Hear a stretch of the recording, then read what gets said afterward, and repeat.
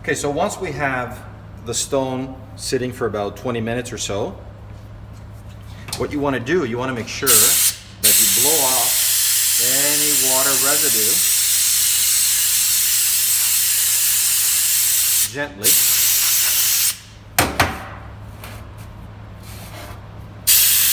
And here as well.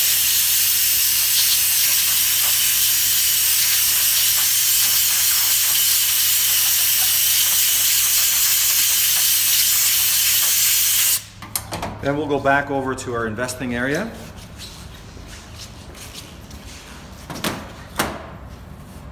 And then we're going to continue with the second half of the flask, which is a little more, few more steps involved.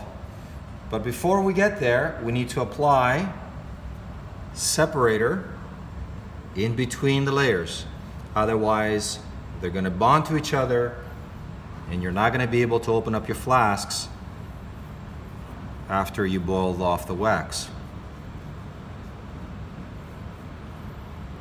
I tend to do at least a couple of layers, depending on the consistency of the separator.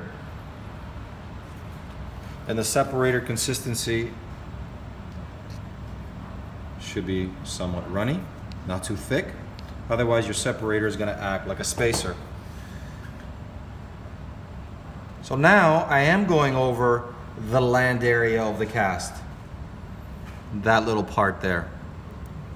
I'm going over it, as well as any remaining investment. You do not want to get separator on the wax up itself, because the separator is going to interfere with the detail of your wax up, and you're not going to have the detail that you had in your wax with your acrylic. So all those hours that you spend creating that detail in the wax up, you're going to end up losing it if you're not careful now. So make sure that you don't get any separator on your wax up. So the next step is to smear a fine layer of regular dental stone, not half and half mix, on the wax pattern itself, on the wax up itself. But before we do so, I just want to point out a few things. That the teeth here are way below the height of the flask. And here as well. The other thing is, you want to maintain a clean surface between the flasks, so we have a very accurate and tight fit between the flasks. So once again, when you remove it from here, don't rest it down here because it could be some stone debris. Just rest it on the lid. Same thing with this. I'm going to rest it on the lid. Okay, so from here on, I have some regular dental stone in here, and this mix is going to be a little bit thicker than what we saw earlier. So I'm going to add some water.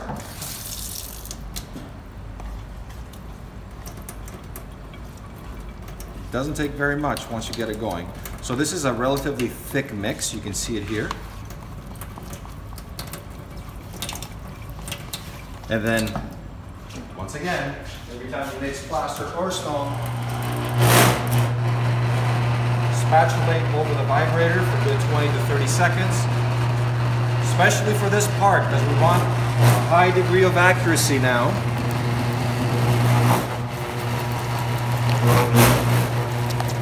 So as I'm doing this, I'm holding my bowl down to get all that frequency to get to the stone. So I'm putting a lot of pressure with my left hand while I'm spatulating with my right.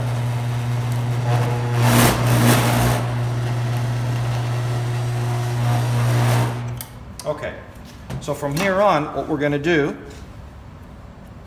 just want to clean off that little bit there. I'm just going to take my fingertip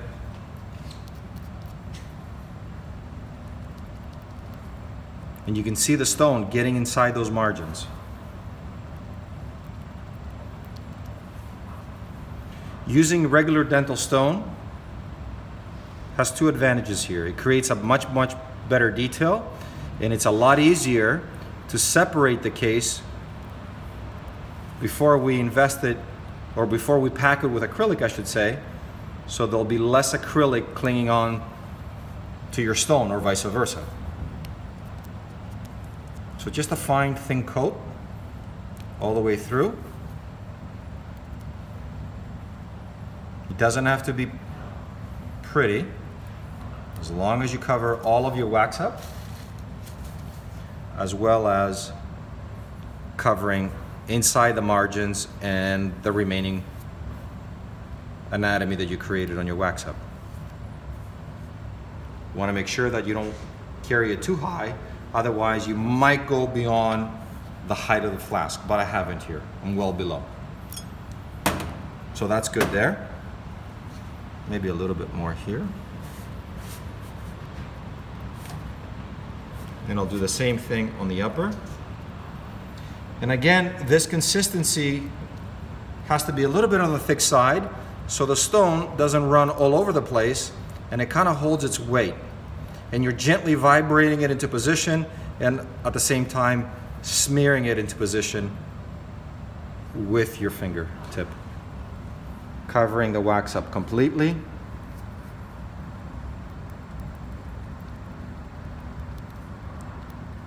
And a little bit on the palette here. Make sure you get inside all those lingual margins and the palette itself.